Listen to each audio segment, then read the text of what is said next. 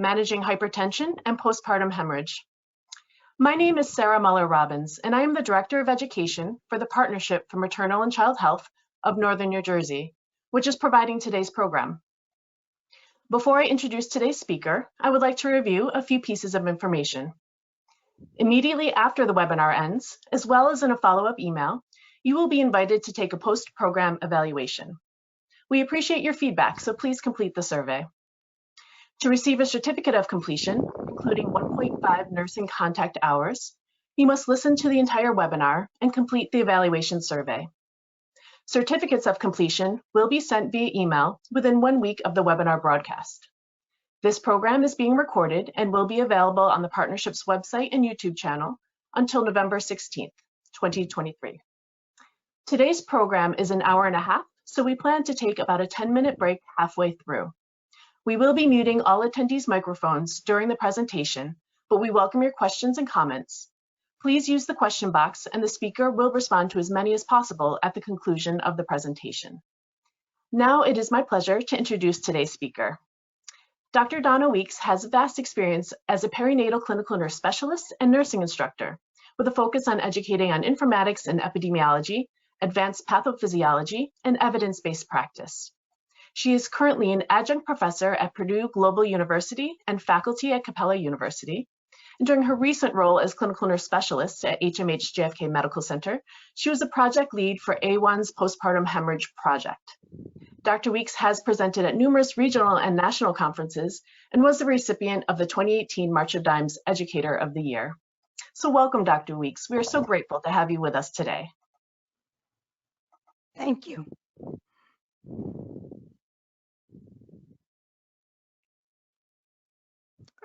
It's my pleasure to be with all of you this afternoon.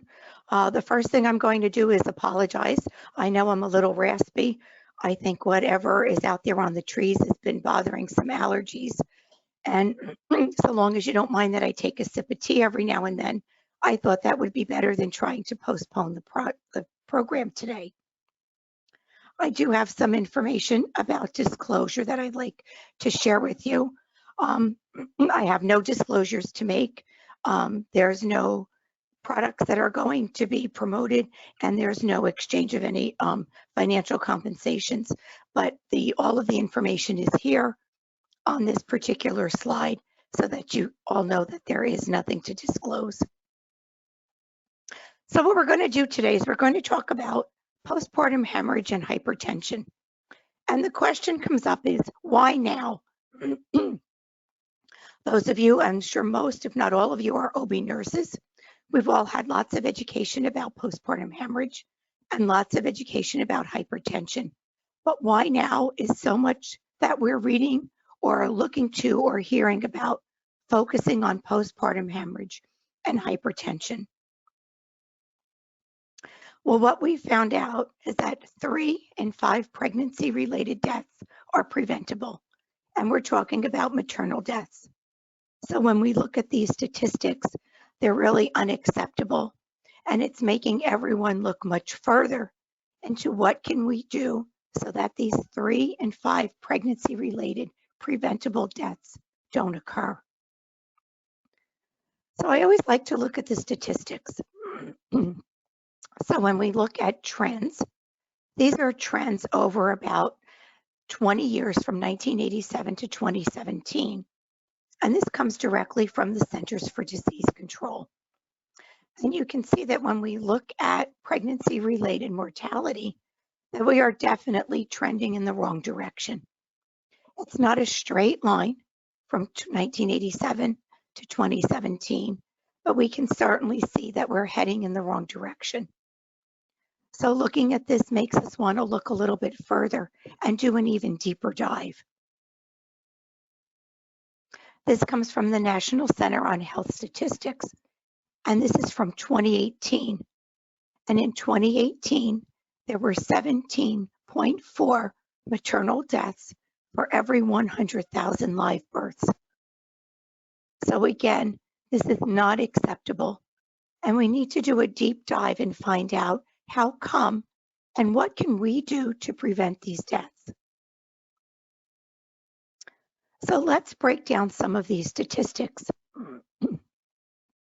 Let's look at maternal mortality rates by race. And this is a comparison between 2018, the line that we see in blue, and 2019, the line that we see in green. And we can see both our total rates of maternal deaths have increased. Non-Hispanic white women have an increased rate of death. Non-Hispanic Black women have an increased rate, and Hispanic women have an increased rate. So although the rates are not the same, we can see that there are increases for women across the board in the United States. And when we look at the disparity with non-Hispanic Black women, it shows us where we really have to look and put some of our efforts. If we look a little further, we can look at maternal mortality rates by age. And this again is a comparison of 2018 to 2019. Again, those blue bars being 2018 and the green bars being 2019. We can see that women under 25 had an increase in mortality as women aged 25 to 39. The only place that we've made a little bit of progress are women over 40, but we can see that their rates are much higher to begin with. Again, we're looking to where we can really channel some of our energies. So when we look at the rates, we want to look a little bit further. And why are women dying from pregnancy-related deaths? And these are the causes of pregnancy-related deaths in the United States between 2014 and 2017. And again, this comes from the Centers for Disease Control. And we look at cardiovascular conditions, we can see this very high number. But when we look at things like hemorrhage, we can see that we have, our number is 10.7, which puts us not at the highest range, but not at the lowest range either, still falling in the middle. But what we know about pregnancy-related deaths due to hemorrhage is that over 90% of them are preventable. So we know that some things we have control over, others we don't. It's very difficult, if not impossible, to predict an amniotic fluid embolism. But when we look at that compared to when we look at hemorrhage, we know that we want to channel our energies into the areas where we think that we can truly prevent maternal deaths. I also want to point out a rate of 6.6% of pregnancy-related deaths when we look at hypertensive disorders of pregnancy. And that takes us to exactly what we're going to talk about this afternoon. We're going to talk about preventing maternal deaths from postpartum hemorrhage and preventing maternal deaths from hypertension.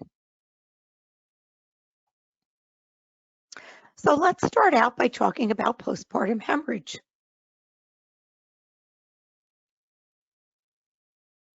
So what I'd like you to do is just take a second or two and just give some thought to what is the most common cause of postpartum hemorrhage.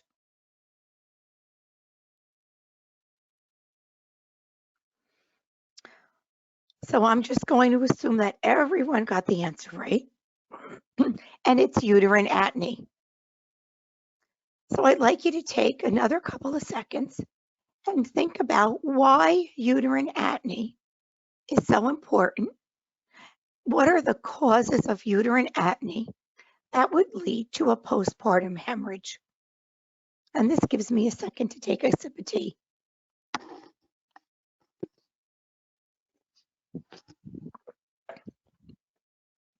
So everyone has a couple of thoughts as to what causes uterine acne.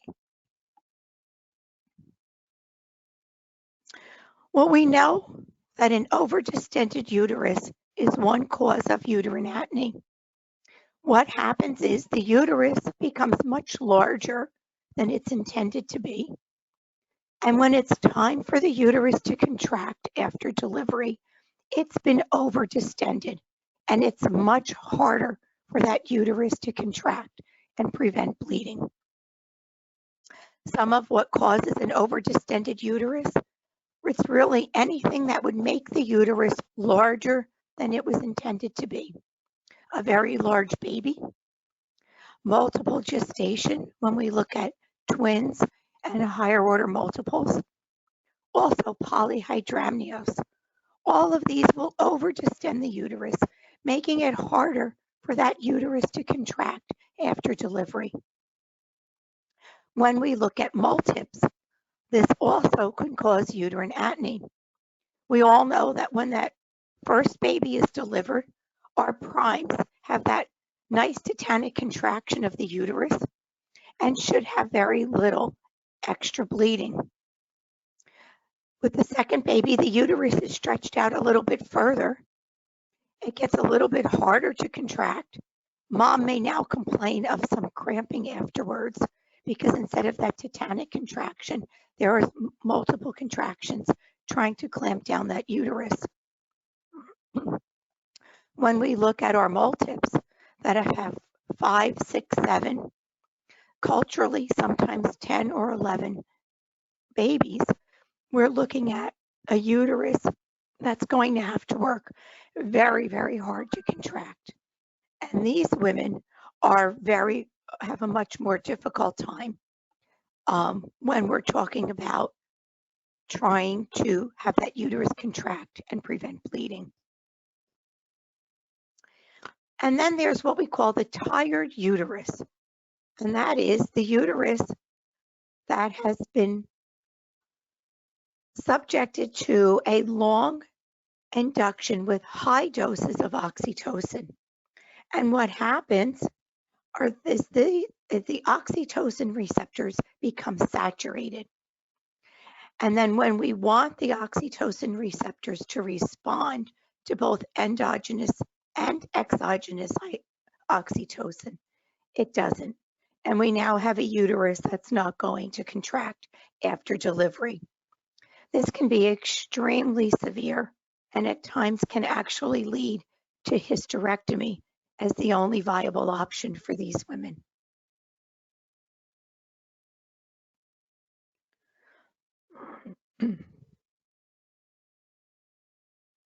So now I'm going to ask you to think again for another few seconds. And what are the other causes of postpartum hemorrhage?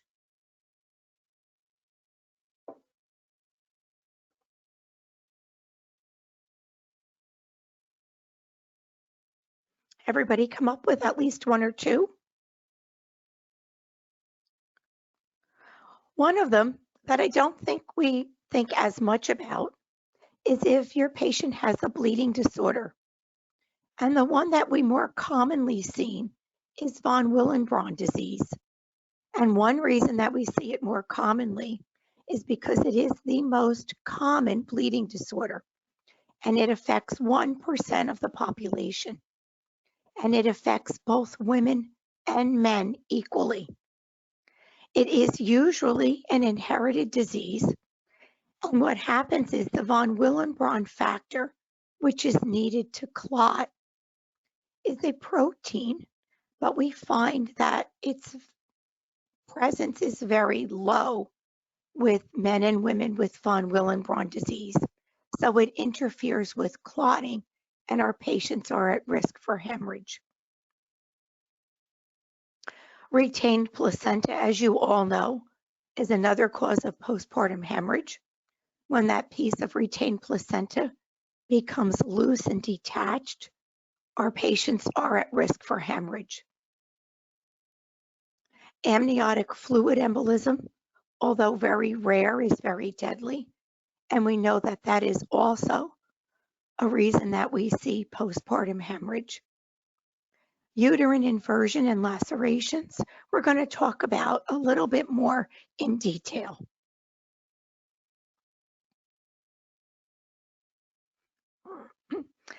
This happens to be a picture of a uterine inversion, and you can see that the uterus has turned inside out.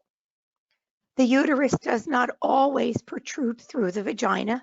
Sometimes the practitioner feels the uterus starting to turn inside out without actually seeing the uterus come through the vagina. Sometimes it can be very easily replaced by putting the woman laying flat. The practitioner uses a fist and replaces the uterus. Hopefully, there's been an epidural on board. It doesn't always happen this easily. Sometimes the uterus is starting to contract, and this is where we would actually have to be sure that there is no oxytocin running. If there's a uterine inversion, we want to be sure that there is no pit, that the pit's been turned off. It's much more difficult to manipulate this uterus if it's trying to contract. So remember, no oxytocin. And if the uterus still won't relax enough for the practitioner to be able to replace the uterus, we might actually have to give some terbutaline. And the first thing that we think of is that this is definitely a contraindication. We don't ever want to give terbutaline when there's a chance for bleeding. This is one exception to the rule, because in order to control bleeding, we need to be able to replace that, have that uterus replaced. So giving a dose of breathine would help contract the uterus. Help the uterus to keep from contracting, and then help the practitioner replace the uterus. But now we have to be very careful because our patient is at very high risk for bleeding. So we would, of course, then be able to start our oxytocin and perhaps other medications in order to be sure that that uterus is contracted and that we're able to stop hemorrhage.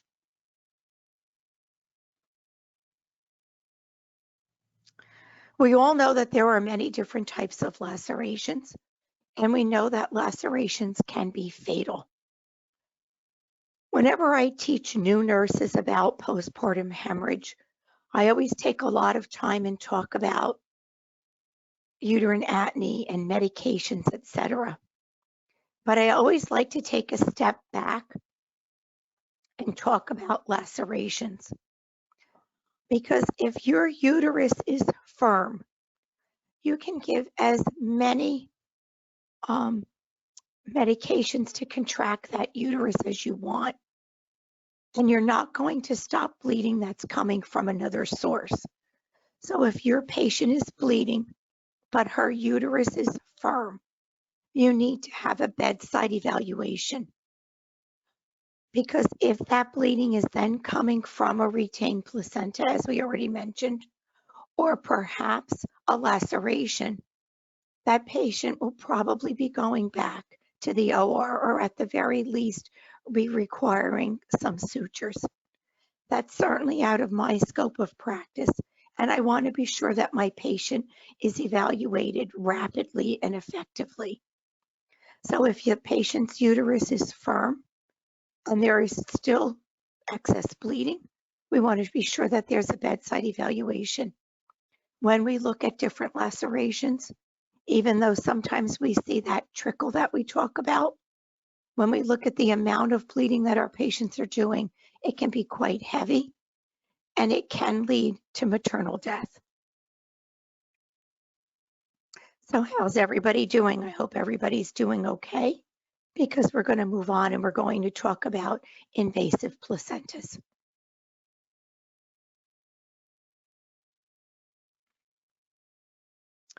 I wanted to include this quote. It's from the National Acne Foundation, and they give a definition of placenta, of an invasive placenta. They now refer to it as a placenta accreta spectrum because it's talking about both accreta, increta, and percretas, and we are also going to talk a little bit more about that. So if it's okay, I hope that you don't mind that I read directly from this slide, but I'd like to read this definition to you. Placenta accreta spectrum is a pregnancy complication that occurs when the placenta attaches too deeply into the wall of the uterus. The risk for developing accreta increases with each C-section or uterine surgery. Placenta accreta puts the mother at risk of severe blood loss and other complications. the rates of maternal death, transfusion, prolonged hospital stay, and hysterectomy are all increased for women with Accreta. So those of you that are seasoned nurses, that have been OB nurses for many years, I want you to take a second and think back.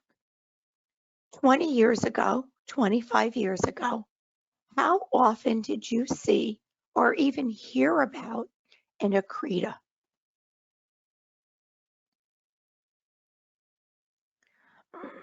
I can think back, and before Accretas really began to be talked about and we saw them more frequently, I only ever remember seeing one, where now probably everybody that's on this conference has had at least one patient, if not more, with a placental Accreta. So we're going to talk about the reason why, and we're going to talk about this increase in incidence. The incidence has increased to 1 in every 272 births. When we look at it, the statistics in the 1980s, it is now quadrupled. So within 40 years, the rate of placenta accreta has quadrupled. We know that the highest risk is for women with a previous C-section, especially if she has a placenta previa. If there are any uterine scars, whether from a previous C-section or previous uterine surgery, if the placenta implants over that area, it sees this as an area that's very easy to invade, and the placenta will grow through that scar and attach itself either to the myometrium or within or through the myometrium, as opposed to just attaching to the endometrium. When we look at the mortality rate for Accretas, there is a 7% mortality rate. And stop and think of our population in general. Most of our women are young, healthy women. So a 7% mortality rate is totally unacceptable. I'd like to show some pictures. We see the normal placental on the left, although actually we would want that placenta implanted into the fundus, but it's showing as normal because it's attached only to the endometrial lining of the uterus. When we look at a placenta accreta, we see that it attaches to the myometrium. So it goes through the endometrium into the myometrium. When we look at an increta, we see that the placenta invades that muscle, the myometrium. And when we look at a percreta, we see that it actually protrudes through the uterine wall. So you can see why this is extremely dangerous and why this would lead to hemorrhage. If you're trying to remember which of these different invasive placentas is associated with attaching, increasing, or protruding, I always remember AIP. An accreta attaches to the myometrium, an increta invades the myometrium, and a percreta protrudes through the myometrium. Why is that percreta so much more dangerous than the accreta or increta? Not that any of them are safe, but what is it about the percreta that makes it so much more dangerous?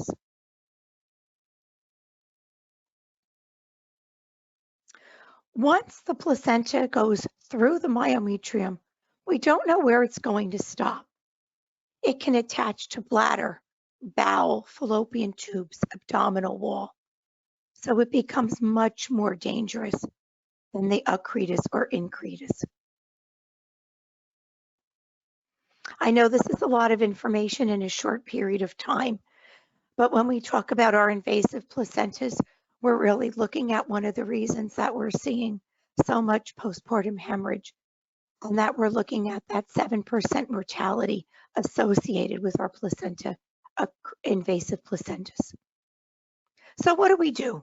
We know that there are all of these causes for postpartum hemorrhage. And unfortunately, we know that we've seen them all within our practice. But what do? When we look at the literature, they tell us that we do not recognize the signs of hemorrhage early enough. And because of that, we are not intervening quickly enough. So we know that early recognition and early intervention will prevent maternal deaths from postpartum hemorrhage.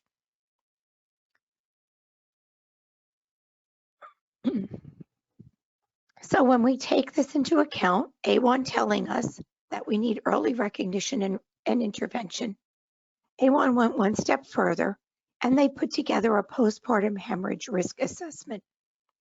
Now, if you're using this in your institution, it may look a little different, or you may be using the same thing. But the idea is that there's a postpartum hemorrhage risk assessment done for every woman when she comes to labor and delivery. You want to know right off the bat, is she low risk, medium risk, or high risk? This should be repeated about an hour before delivery, and it should be repeated again during that period, that recovery period after delivery. So what do you do with this information? The first thing you want to do if someone's at medium or high risk is be sure that everyone on your team is also aware that your patient's at risk for assessment. This includes your charge nurse, it includes anesthesia, it includes everyone that's on your team. So you want to be sure that everyone is aware so that if your patient does show signs of any type of excess bleeding, everyone is already on board. Many institutions have also chosen to include this information in your huddles or in your safety rounds, again, making everyone aware. The blood bank is also someone that needs to be brought into the loop, especially when you're talking about someone that's at high risk for hemorrhage, or you're talking about someone that's coming in with a low platelet count. So know your institution's policies and procedures, but everyone should be doing a risk assessment. It's our first line of defense when we're talking about early recognition.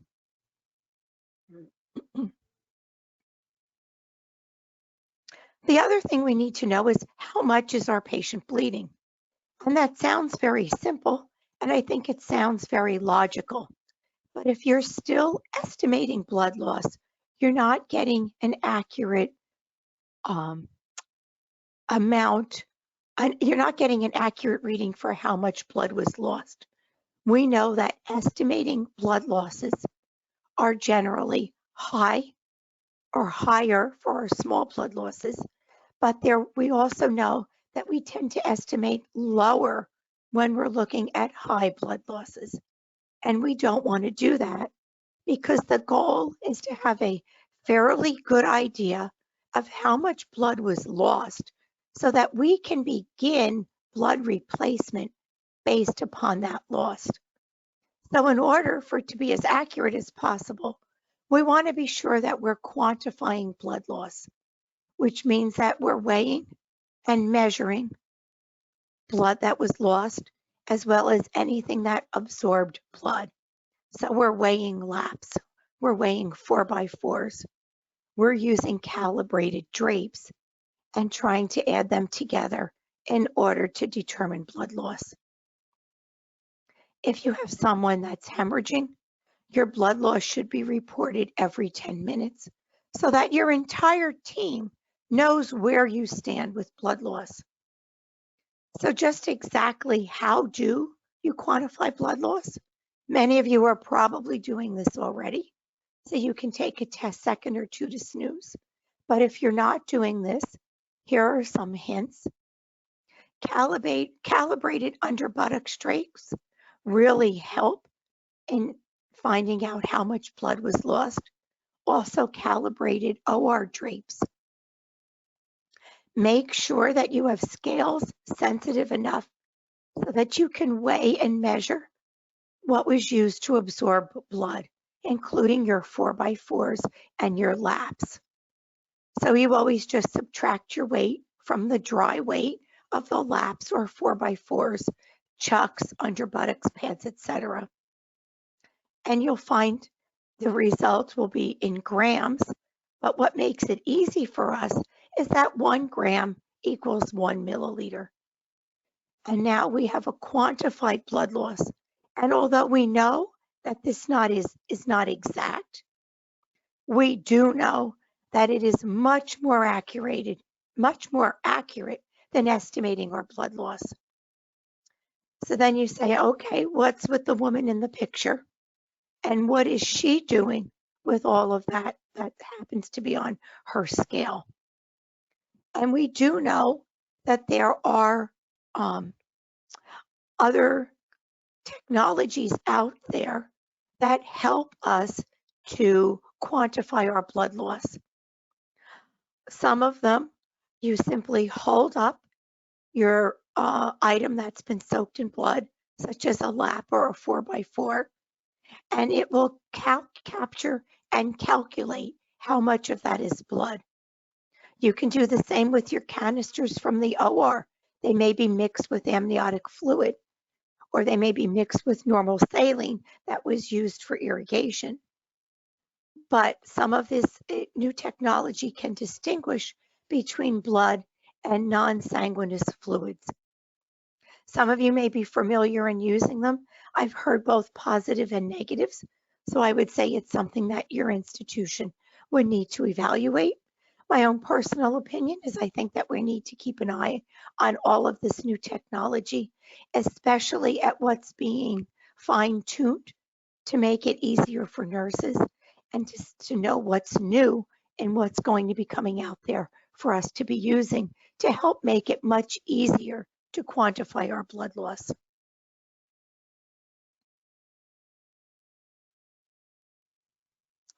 So what else can we do with preventing maternal deaths? We know our early recognition is important. We know that we're going to quantify our blood loss, keep a running total every 10 minutes, do our risk assessment, and have our whole team on board. Now what we have to do is to find out the cause and treat the cause. If someone says to you, what's the matter with your patient? Oh, she has a postpartum hemorrhage. Well, postpartum hemorrhage is a symptom. It's not our diagnosis. And what I'd like to do is I'd like to take you just through a couple of slides that shows the cascade of what happens when our patient loses a lot of blood and what happens internally as to how come this is so dangerous and, quite frankly, why this leads to our patients dying. We want to prevent hypovolemic shock. We know that when there's blood loss, a large blood loss, our patients can have hypovolemic shock. This means that there's an inadequate amount of circulating volume. With an inadequate amount of circulating volume, it means that we cannot get an adequate amount of oxygen to our tissues. And you all know that if we don't have enough oxygen for our tissues, that we become acidotic. When our patients become acidotic, this leads to organ damage, and then that leads to death. So we start out with blood loss, but the ramifications for the blood loss are enormous. And what we want to do is we want to be sure that our patients are adequately oxygenated, that we've turned around this hypovolemic shock, and our patients never get to the point that they're acidotic.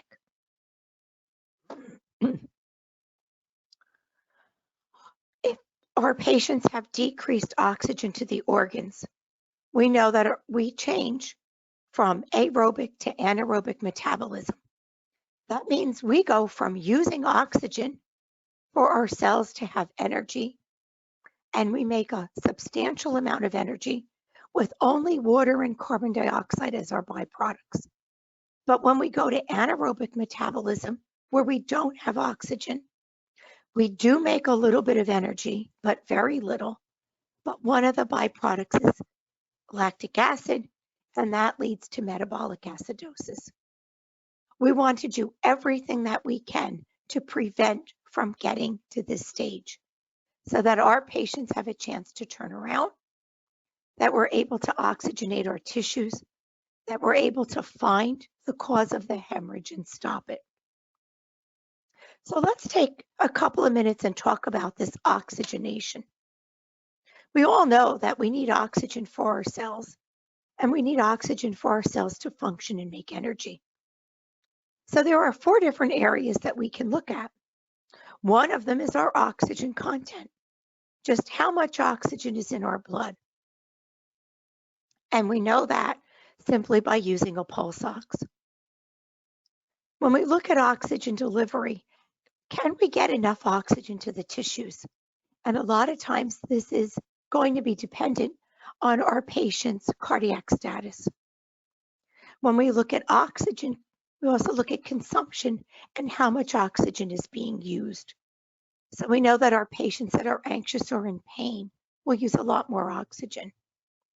And we also want to look at our oxygen affinity. How does oxygen bind to hemoglobin? We know that each hemoglobin molecule can hold 4 oxygen molecules, and that those 4 oxygen molecules are released throughout the body and go to the tissues. If our affinity is too strong, the oxygen and the hemoglobin will bind, but it won't allow the hemoglobin molecules to be released. If our affinity is not strong enough, the oxygen and the hemoglobin won't bind to each other. So let's talk about having too much affinity. When your patient is hypothermic or their temperature is decreased, they have an increased affinity for oxygen. So the oxygen and the hemoglobin are going to bind, but there's going to be little, if any, oxygen that's then going to be left off into the tissues. So your hemoglobin might have 4 oxygen molecules, but might only be leaving off 1 or 2 oxygen molecules into the tissues. So this becomes very important for us as nurses, because the one thing we want to do is we want to help maintain a normal temperature for our patients. And it sounds very easy, but stop and think of a very busy OR with a patient that's bleeding and an abdominal incision where all of that area is being exposed to the cooler air of the OR. So what can we do? I'd like very much to talk about the second person that comes into the OR. Okay, if you're the circulating nurse, you're busy, you're handing off laps, you're making sure your count is correct. But when the circulator calls for help and you're that second person that comes in the room, sweep that room visually and see what's happening. Is your patient receiving oxygen? Does this patient have 2 IVs so that we can be sure that we're working on preventing that hypovolemia? Is the patient warm? Are there warm blankets around the head? Is there a bear hugger across the shoulders? So stop and look at all of these things that can be done to help maintain oxygenation so that our patient can get enough oxygen to our tissues so that we can then take that time and really look at the cause and stop our postpartum hemorrhage. So I hope everyone's with me. It's a lot of information in a short period of time, but I think we talk about some true grassroots nursing interventions that quite frankly give us the opportunity to save lives. When we talk about our pregnant ladies or our postpartum patients, and we talk about bleeding, we know that they don't give us the same signs early on that our non-pregnant patients do. We know that we don't see that increase in pulse and that drop in blood pressure and that, gee, I'm not feeling well, I'm not feeling a little lightheaded. We know that our ladies go from "I feel fine" to circling the drain. And I have a slide, and this comes from the California Maternal Quality Care Collaborative. And they talk about how our women react with blood loss. Our postpartum ladies can lose up to 1,000 milliliters of blood, and the only sign that they may have is orthostatic tachycardia. Full disclosure, I have been a nurse for many years. I have never checked a patient for orthostatic tachycardia. I have met one or two nurses that have, but this is not a part of my practice. When we talk about resting tachycardia, our patients can lose up to 15 milliliters of blood before they have resting tachycardia. That could be as much as 25% of their total blood volume. Remember, our pregnant ladies have between 4 and 5 liters of blood. If our patient is tachycardic, we want to be very sure that we investigate why, because this may be the only early sign that our patient is having excess bleeding. So we really want to be sure that we're assessing them fully for any signs of bleeding. Our patients can lose up to 40% or 2,500 milliliters of blood before they're hypotensive. So if your patient is bleeding and has a drop in blood pressure, we're really behind the 8 ball already. And this is also when we're starting to see signs of problems with kidneys, because there'll be oliguria at this point as well. And then the next part tells us why we go from not so bad to circling the drain. Once they pass that 2,500 milliliter mark, then our patients are at risk for cardiovascular collapse. So our patients go from not so bad, or maybe just hypotension, to circulating the drain in a very short period of time. They don't give us very much warning. So if we do get any warning, we want to really stay on top of it. So what do we do when our patient has a postpartum hemorrhage? As I mentioned, we want to know the cause, treat the cause, replace fluids and blood, be sure that we're giving them oxygen. If the cause is uterine acne, we want to be sure that we're giving them the correct medications. Depending upon the cause, we may want to consider a uterine balloon.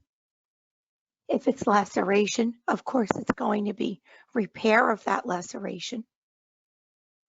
And then unfortunately, in some instances, the only way to stop the hemorrhage is through hysterectomy.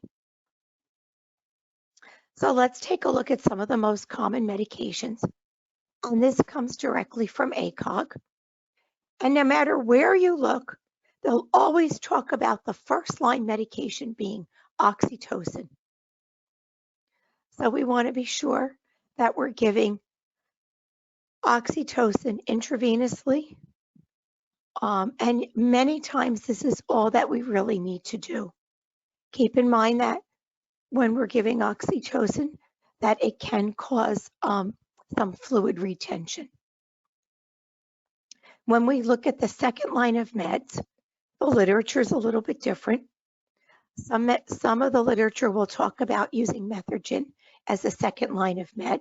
Remember, we want to avoid Methergin if our patient is hypertensive, because it will cause the blood pressure to go up. And Methergin is kept in the refrigerator. Other literature, when we review the literature, we'll talk about using misoprostol. Many people are using the second. It works very well, 800 to 1,000 micrograms rectally, and it does not have to be refrigerated. Depending on if your postpartum hemorrhage cart is locked or not, many people are keeping misoprostol on their cart. Excuse me, I just need a drink of tea.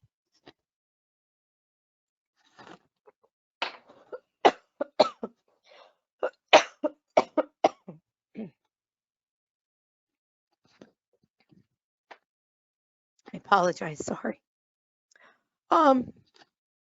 Hemabate is another medication that works very well. We can give it 250 micrograms every 25 to 90 minutes. However, any of you that have given Hemabate knows that it does work, but the side effects are more than uncomfortable. Your patient will feel like they have the flu.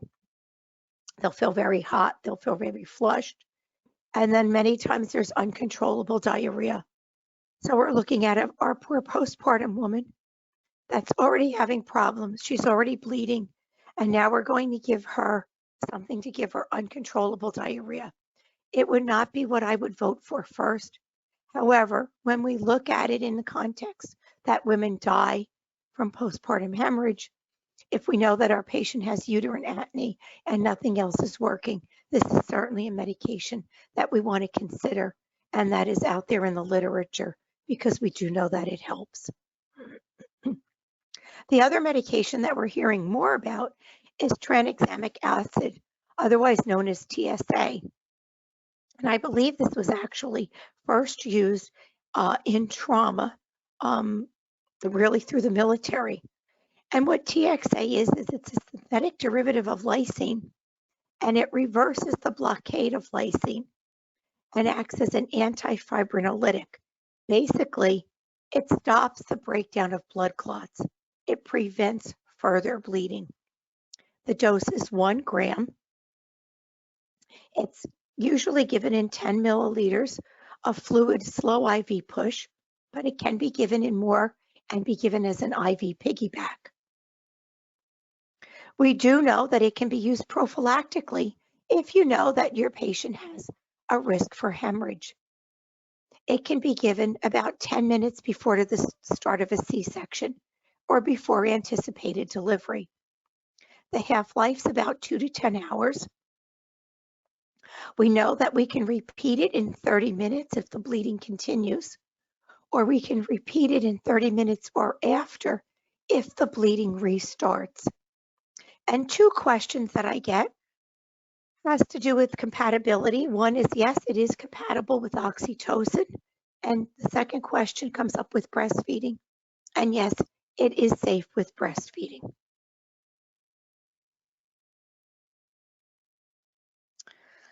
So when we're talking about replacing fluid and we're talking about replacing blood, it's a 3-to-1 ratio of normal saline or Ringer's lactate to blood. We talked about the 2 IVs. A central line may be considered. We want to definitely be careful and watch for pulmonary edema or fluid overload. When we replace our red blood cells, be sure that we're also replacing clotting factors. We want to be sure that we're replacing fresh frozen plasma as well. And you should know your own massive transfusion policies. And this is just a slide that I like to use just so that you have some idea of what happens when you give blood. Each unit of packed red blood cells should increase your hemoglobin by 1 gram. Fresh frozen plasma should get your fibrinogen above 100. And single donor platelets should increase your platelet count by 50,000.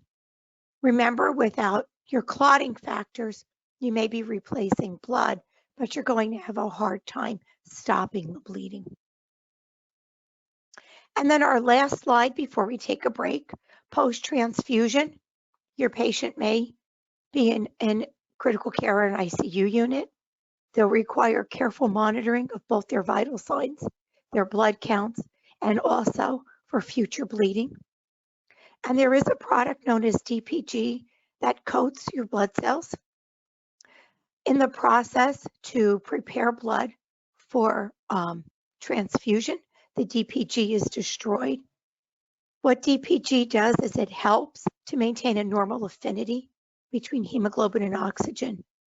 It will take about 24 hours after transfusion for your body to make the DPG to coat the new hemoglobin cells. So for those 24 hours, it may be harder to meet the demands, the oxygen demands for your patient that's had a hemorrhage, that's had a large amount of fluid replacement. So before we go on and talk about the algorithms, I'd like to take just a 10-minute break. We will start back promptly at right at 2 o'clock. Then we'll go ahead and we'll look at our bundles for postpartum hemorrhage, and we'll move on to looking at hypertension in pregnancy. So go ahead and stand and stretch, and we'll be right back. Grab yourself a cup of tea or a cup of coffee, and we'll start back right at 2 o'clock. Thank you.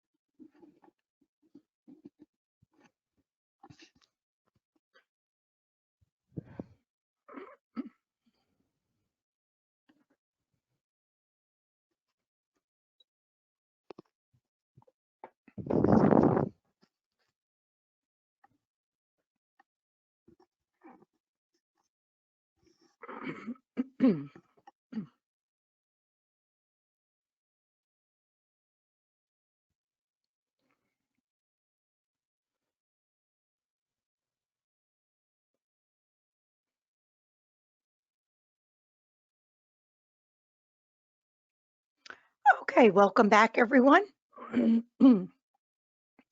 I hope that everyone had a chance to stand and stretch, maybe grab a cup of tea or a cup of coffee, circulate some blood in your lower extremities, and I think that we're all set and ready to begin.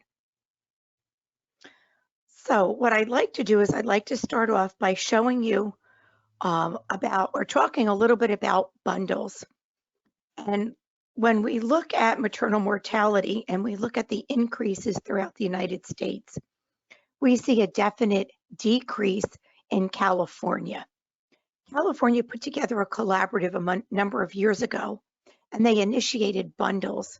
And what they found was that using a bundle, an algorithm, a guideline, really made a difference in maternal mortality.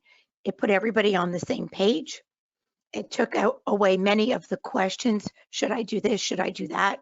Well, it's only a little bit higher. It's only out of the range by a few points. And it really puts some parameters, some hard stops and soft stops. The website is right here where all this comes from. It's right in the title. And the bundles that they have include obstetric hemorrhage, severe hypertension in pregnancy, safe reduction of primary cesarean birth, obstetric care for women with opioid use disorder, cardiac conditions and obstetrical care, postpartum discharge transition, and care of the pregnant and postpartum person with substance use disorder. All of the bundles are free. I have examples to show you. This is an example of a bundle for obstetric hemorrhage.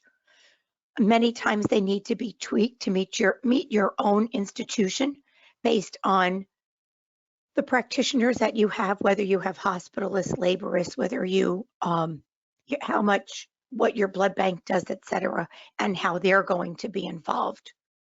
So this talks about readiness, recognition and prevention, your response and reporting.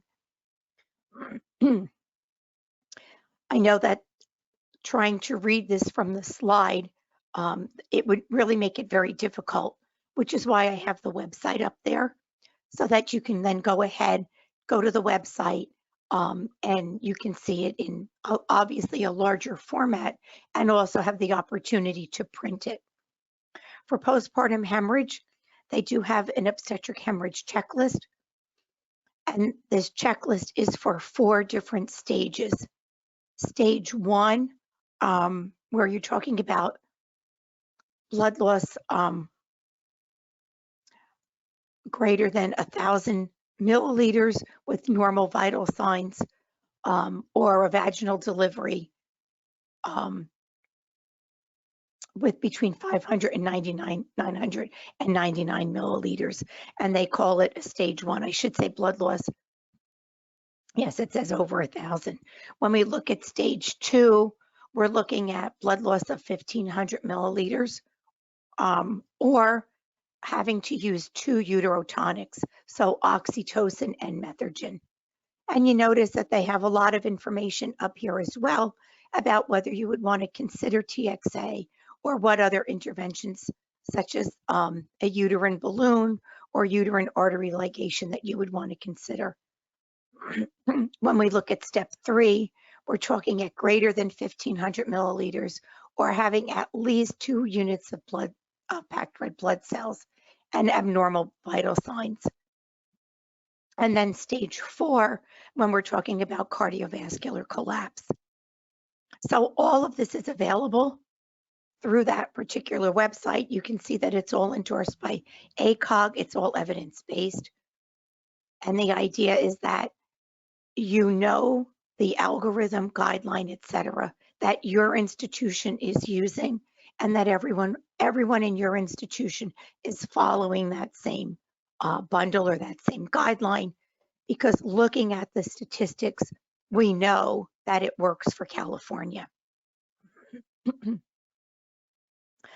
So I know that Sarah had said earlier that we're going to talk about questions at the end of the presentation. So I am going to ask for questions to be held until then, because I want to be sure that I'm also able to get in all of the information about hypertension first, and then we'll have time for questions and answers. But I do have to say this is one of my favorite little kittens to put into a presentation. It kind of looks like me when I have a question. So let's move on to hypertension. And I'm going to put up this original slide that we saw before, just so that you can see where hypertensive disorders of pregnancy falls. And that's 6.6%. So why is recognizing and intervening with pregnancy-induced hypertension so important? Why are we so focused on this? Well, we know it's one of the leading causes of maternal death. We know that there's a racial disparity in that more Black women will die of hypertensive disorders in pregnancy. But we also know the potential for lethal complications is there. That includes cerebral hemorrhage, placental abruption, DIC, liver failure, and kidney failure. So it's not just, oh, her pressure's up a little bit. Once we recognize that pressure being elevated, these are terrible complications to be at risk for. I don't know about when you became a nurse, but when I became a nurse, we talked about blood pressure and we talked about preeclampsia or pregnancy-induced hypertension. Now, when we look at the literature, they talk about many different types of hypertension in pregnancy. Chronic hypertension are those women that are hypertensive either before they become pregnant or before 20 weeks of pregnancy. Gestational hypertension is elevated blood pressure in pregnancy with no other signs and symptoms. No protein, no kidney involvement, no liver involvement, nothing, just an elevated blood pressure. Preeclampsia or pregnancy-induced hypertension is what I think we generally think of when we're thinking about high blood pressure in pregnancy. And we're going to talk quite a bit more about that. Our real challenge is our patient that has chronic hypertension with superimposed preeclampsia. And this is when we look at this, we're really looking at patients that are truly a challenge for us because their pressures are already up. They tend to have much higher blood pressures. And we find that they're much more difficult to control. And I have found that a lot of times these are the women that on the postpartum period have extended lengths of stay because we can't get their blood pressures are under control. So when we talk about preeclampsia or pregnancy-induced hypertension, there's a lot that we know, but there's a lot that we don't know.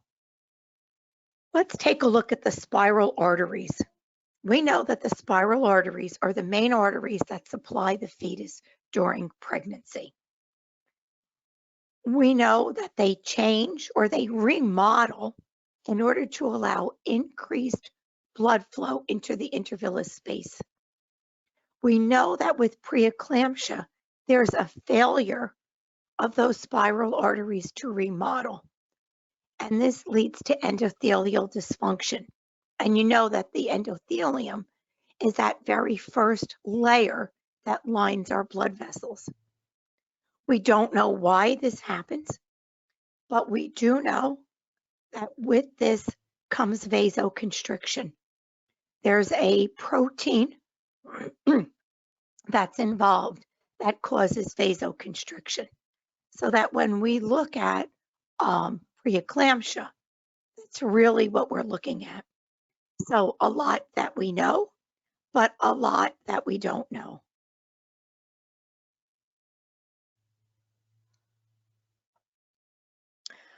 So if I had to sum it up for you, I would say that we're talking about vasoconstriction affecting both the mother and the fetus and decreasing oxygen to the fetus. So the vasoconstriction causes problems with the mom and some with the baby, but the decreased oxygen causes major problems for the baby. So our symptoms, we know that there's increased blood pressure, edema, there may or may not be protein in the urine or epigastric pain, headache, blurred vision, and hyperreflexia. And then this can lead to eclampsia. And I'm sure you all know the difference between preeclampsia and eclampsia is a seizure. Once a patient has an eclamptic seizure, she's an eclamptic patient.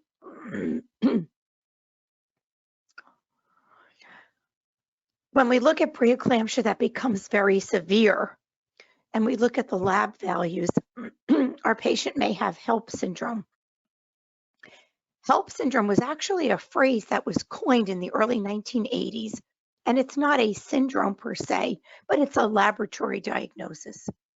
So if our patient comes in with preeclampsia, we always want to look at their labs, and we always want to look at their labs compared to what they were before, because we want to know how they're trending.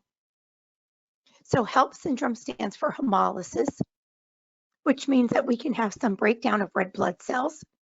So we see the presence of schistocytes, which are fragmented red blood cells.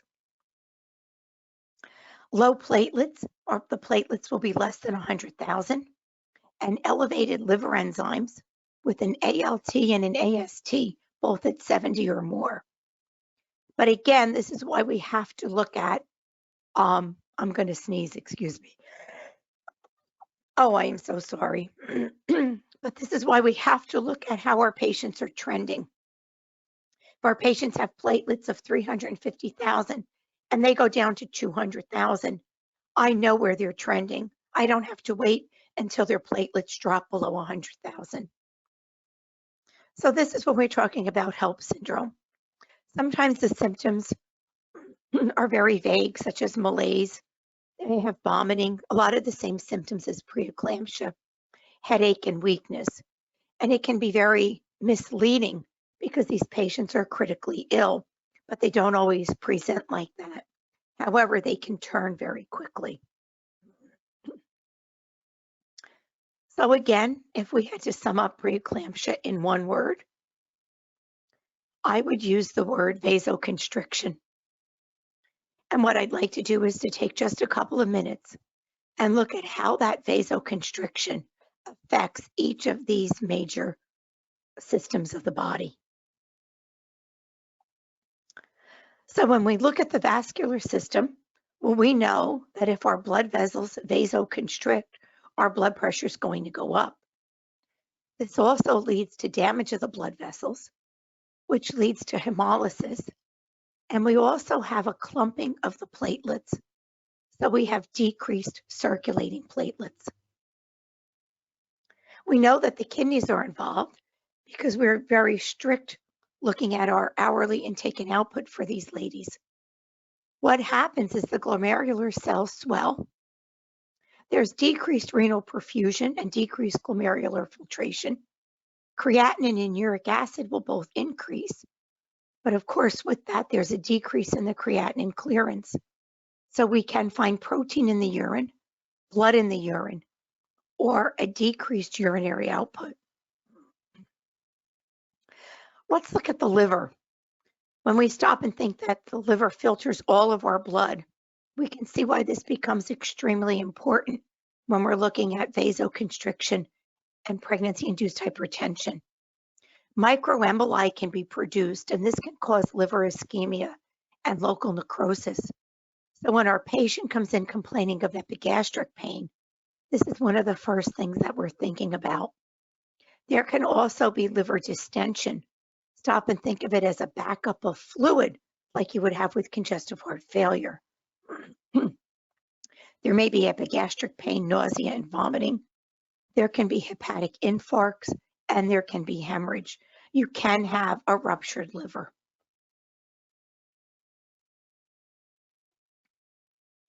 When we look at the lungs, what happens in the lungs is a direct effect of what was happening with the kidneys. We know that we're losing protein through the kidneys. This is going to decrease our colloid osmotic pressure. Stop for a second and think of the cell. And think of cells being surrounded by a cell membrane. That cell membrane is supported by colloid osmotic pressure. So when we have enough proteins, we have colloid osmotic pressure, and that pressure keeps that cell wall intact. When too much protein is lost, there's a collapse of that cell membrane. The fluid from inside the cell goes outside the cell. Our patients look very edematous, not just that dependent edema of pregnancy, but their face, their body, that generalized edema. And it can also lead to pulmonary edema because we'll be pulling fluid into the lungs. When we look at the brain, there's increased intracranial pressure, cerebral edema, headache, blurred vision, double vision, hyperreflexia, seizures, and cerebral hemorrhage. So I'd like for you to think again for another second or two. What is the most common cause of death in women with preeclampsia?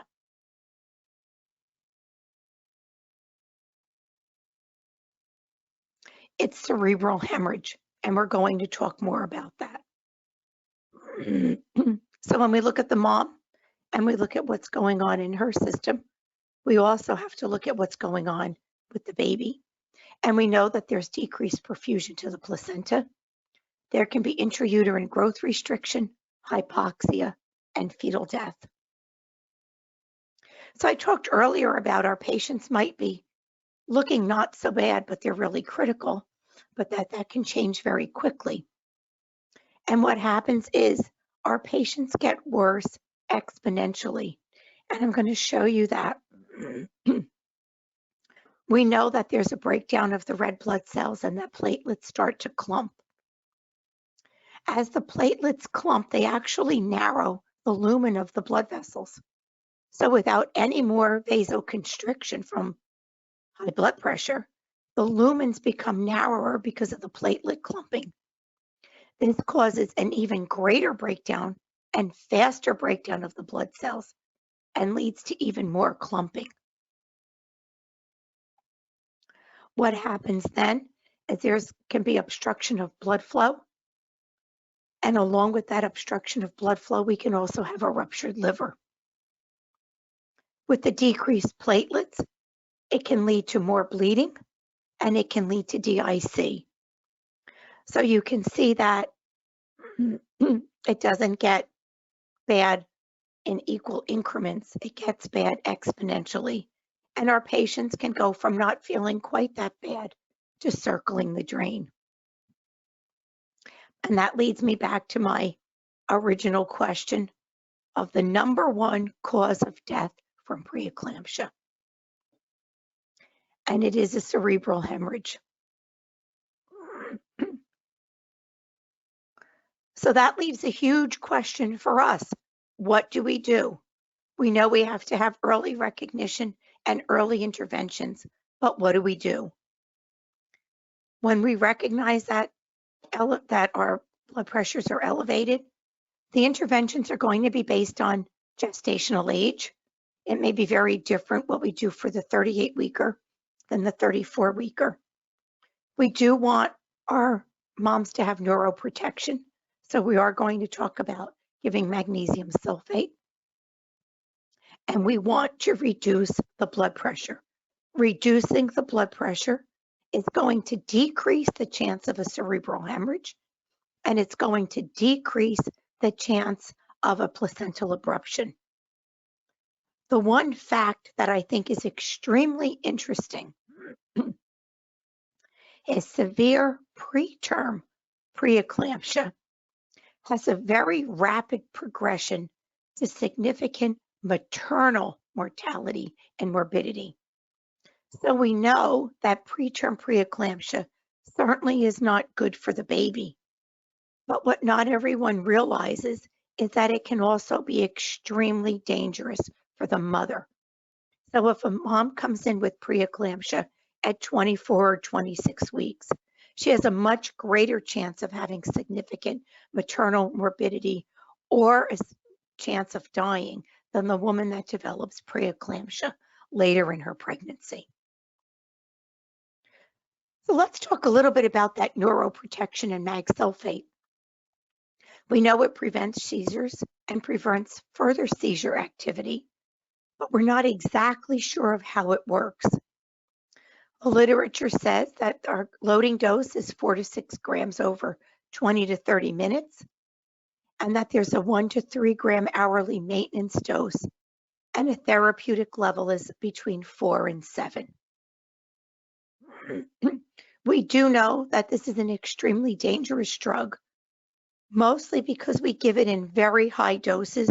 We're not hanging 1 gram of mag. So we have to be extremely careful when we give magnesium. It's a high alert medication. And the ISMP, or the Institute for Safe Medicine Practice, has a lot of information they offer on safely giving magnesium. Unfortunately, they also give a lot of information on cases that have had untoward outcomes. They make it very clear as to why we should have 2 people checking the order, 2 people checking the pump, labeling the line in 3 places, always tracing the line from the medication to the patient before we make any changes. And if you're not using the mag, discontinue it and get it out of the room. We know that signs of toxicity include absent DTRs. They may be diminished, but they should not be absent. Respiratory depression, respiration should be normal. Muscle weakness and cardiac arrest. So we know that besides neuroprotection, we also have to look at controlling blood pressure, and that's going to prevent the hemorrhage and the abruption.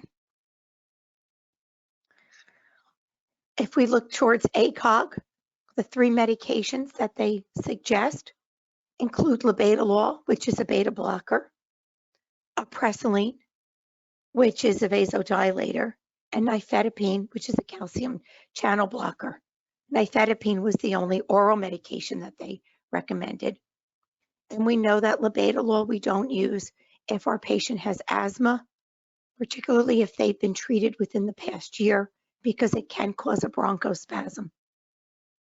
If you were to go to the Safe Motherhood Initiative, you would find that along with the hypertensive checklist that we talked about checklists for postpartum hemorrhage, but you'll find that they also have one for hypertension. And you'll find that along with this, they also have algorithms for medications. So here you can go to the same place and again, find your emergency checklist that you would like to use. It may need to be tweaked or made so that it fits your particular institution, but they also list on here the antihypertensive meds as well as anticonvulsant medications. This happens to be the algorithm with labetalol, talking about treating anyone with a systolic blood pressure of 160 or greater, or a diastolic blood pressure of 110 or greater. And when we look at our guidelines or our bundles for hypertension, those are the parameters that are used. And it's very important to note that it's one or the other. It doesn't have to be both. If your patient's blood pressure is 165 over 100, you still need to be giving antihypertensives. It's greater than or equal to 160 for systolic, greater than or equal to 110 for diastolic, and it's one or the other. Certainly if it's both, we already know that we're going to be going ahead to treat. But it talks about giving the labetalol how long to wait, what happens if the pressure stays up, etc. They do recommend that you complete one medication algorithm before going to another. You don't want to give a labetalol, nifedipine, labetalol, hydralazine. They do have an algorithm for hydralazine as well. And they also have an algorithm for the oral nifedipine. And again, these are all free. I have the website right here for you. They have many different bundles. We mentioned a couple before. They also have information on maternal early warning signs, venous thromboembolism, maternal sepsis. But reading you someone's bundle is not going to really give you any information. We're all able to read. Giving you the website and letting you know that these are all evidence-based and helping you go to the website and find the information, I think would be most helpful.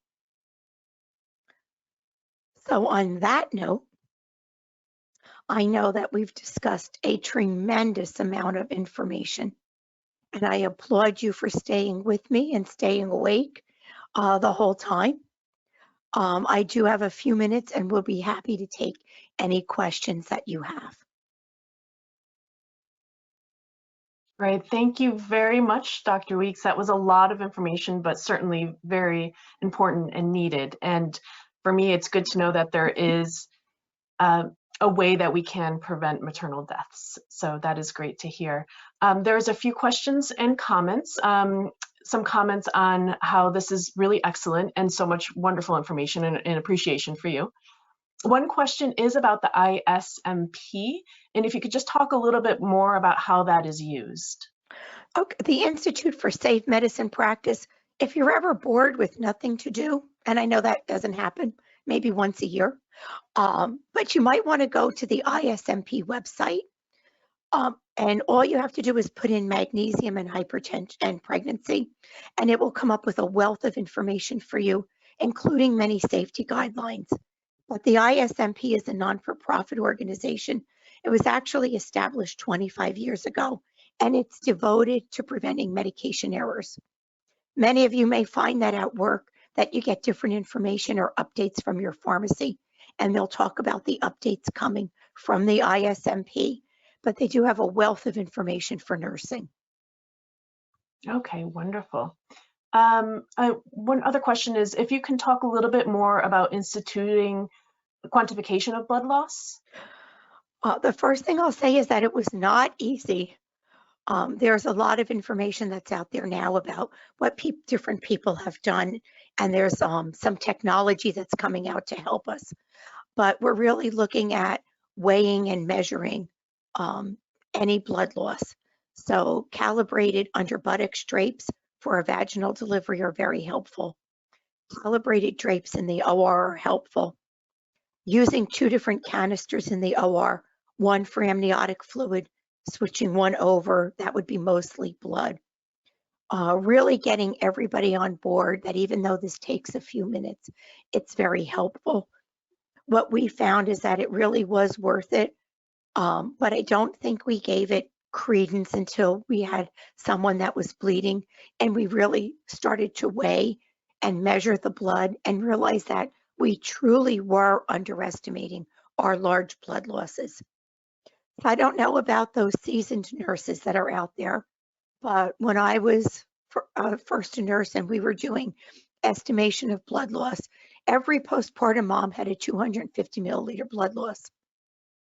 When we started to quantify our blood loss, miraculously, we started to get numbers like 109, 87 milliliters, 114 milliliters.